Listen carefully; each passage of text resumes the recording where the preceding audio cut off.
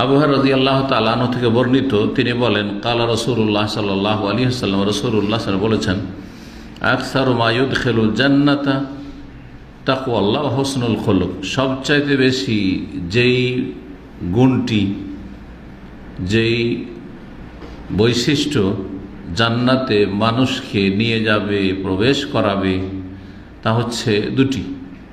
একটি হচ্ছে আল্লাহর ভয় ভীতি, তাকওয়াল্লাহ, আল্লাহর ভয়ে ভালো কাজ করা, আল্লাহর ভয়ে মন্দ কথা কাজ থেকে বেঁচে থাকা, তাকওয়াল্লাহ।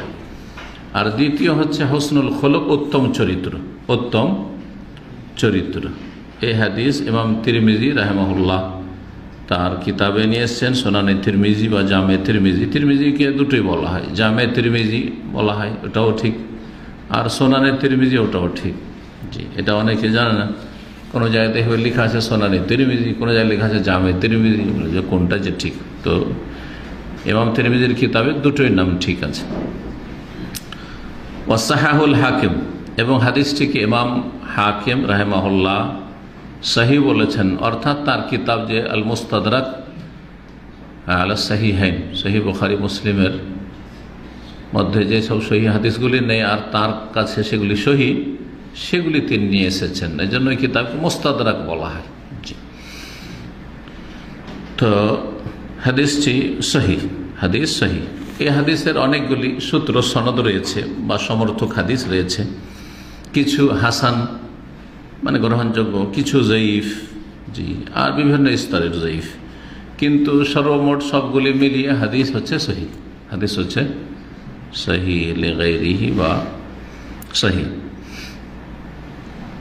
এর আরেকটি হাদিস, এর সমর্থক হাদিস, যেমন ইমাম বুখারী রাহিমাহুল্লাহ নিয়েছেন আল আদাবুল মুফরাদ নামক কিতাবে, সহি বুখারীতে নেই, কিন্তু আল আদাবুল মুফরাদ একটি ছোট্ট কিতাব রয়েছে হাদিসের, ইমাম বুখারী রাহিমাহুল্লাহ, তাতে নিয়েছে খিয়ারুকুম আহসানুকুম আখলাকা, তোমাদের মধ্যে সবচাইতে ভালো মানুষ ওরা যাদের চরিত্র বেশি ভালো, যাদের আখলাক চরিত্র ব্যবহার বেশি ভালো, তারা হচ্ছে তোমাদের মধ্যে কি সবচাইতে ভালো, ভালো মানুষ। তো ভালো মানুষের পরিচয় হচ্ছে তারা চরিত্রবান হয়ে থাকে।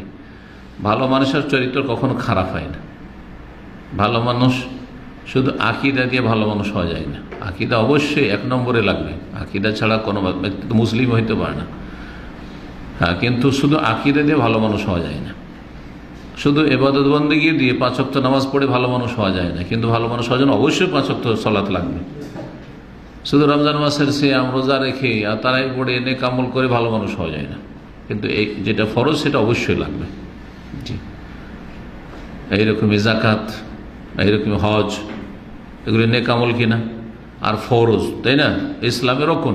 তারপরেও ভালো মানুষ হওয়ার জন্য এই ফরজগুলি আদায় করা যথেষ্ট নয়, এর ওপর কি হইতে হবে, উত্তম চরিত্রের অধিকারী হইতে হবে, চরিত্রবান হইতে হবে, আখলাক চরিত্র। আপনি চরিত্রবান, আমি চরিত্রবান কিনা আপনার কাছের লোকেরা বেশি জানে। আপনার স্ত্রী অবশ্যই জানে যে আপনি কেমন চরিত্র লোক, ওখান থেকে ঢাকা যাবে না। হ্যাঁ, বাপ মা অবশ্যই জানে ছেলে মেয়েদের ত্রুটি, যে আমার ছেলে না বলুক, বাইরে বলবে না, অধিকাংশ বাপ মা ছেলে মেয়েদের দোষ ত্রুটিকে লুকিয়ে রাখার চেষ্টা করে, বা স্বাভাবিক পারিবারিক বিষয়। কারণ ছেলে মেয়েদের বদনাম বাপের মুখ দিয়ে মায়ের মুখ দিয়ে হইলে তো নিজের পরিবারেরই বদনাম। তো কিন্তু ভালো করে জানে বাপ মা যে আমার ছেলে বেয়াদব, অথবা আমার মেয়ের মধ্যে এই ত্রুটি আছে, আমার মেয়ের মধ্যে এই স্বভাবগুলি আছে, অথবা আমার ছেলের মধ্যে এই স্বভাব আছে। যদি খারাপ থাকে তো অবশ্যই জানে, কাছের লোক অবশ্যই জানে, কলিগরা নাও জানতে পারে, রুমমেট নাও জানতে পারে, যদিও রুমমেটরাও জানতে পারবে, কারণ একদিনের ব্যাপার তো নয়। হ্যাঁ, দীর্ঘদিন ধরে থাকছেন, কারোর সাথে কিছু সময় ধরে থাকলে বোঝা যায় যে কেমন মানুষ, তার সাথে ব্যবসা বাণিজ্য করলে বোঝা যায় যে লেনদেনে কেমন মানুষ। হ্যাঁ, ধার খরচ দিয়ে দেন আর চিনে নেন যে কেমন ভালো মানুষ। দাড়ি দেখে চেনা যাবে, দাড়ি দেখে কখনো চেনা যাবে না যে ভালো মানুষ। লেনদেনের ক্ষেত্রে, চরিত্রের ক্ষেত্রে, দাড়িতে চরিত্র নেই, দাড়িতে ঠিক আছে ঈমান আছে, ইয়াকিন আছে যে নবীর তরিকে আমি আমার শাকলু সুরাত রাখবো, কিন্তু কথা হচ্ছে আখলাক চরিত্র চিন্তা হলে ওর সাথে লেনদেন, ধার দেওয়া, ব্যবসা করা, হ্যাঁ আদান প্রদান করা, সফর করা, সফর করলে বোঝা যায় যে কেমন চরিত্রবান, কেমন ধৈর্য ধরতে হবে, কারণ সফরে ধৈর্যের প্রয়োজন রয়েছে। তারপরে কেমন খেদমত করে না, খেদমত চায়, দেখবেন ওমরা সফরে গিয়ে দেখেছেন আপনারা, আর আমাদের দীর্ঘ সময়ের অভিজ্ঞতা আছে, মানুষকে হজ করলে চেনে যায়, অলস না অ্যাক্টিভ, হজ করলে বুঝিয়ে, তাড়াতাড়ি করে প্রস্তুত হইতে হবে, তাড়াতাড়ি করে চলতে হবে, তাড়াতাড়ি, তারপরে মানে গোছালো কাজ হওয়া উচিত। আর তারপরে খেদমত দেওয়ার চেষ্টা, খেদমত নেওয়ার চেষ্টা করব না। হ্যাঁ, আমাকে কেউ খাবার এনে দিক, আমাকে পানি এনে দিক, আমার এই করুক, আমাকে চা এনে দিক, আপনি বাসায় বাবু বসে আছে আর ওর সঙ্গী শুধু যাচ্ছে, নিয়ে আসছে, খাচ্ছে, চলেন খাই, চলেন এই করি। না না না না, আপনিও কিছু অফার করেন, আপনি কি সার্ভিস দিলেন? তো এইগুলো থেকে চেনা যায় আর কি।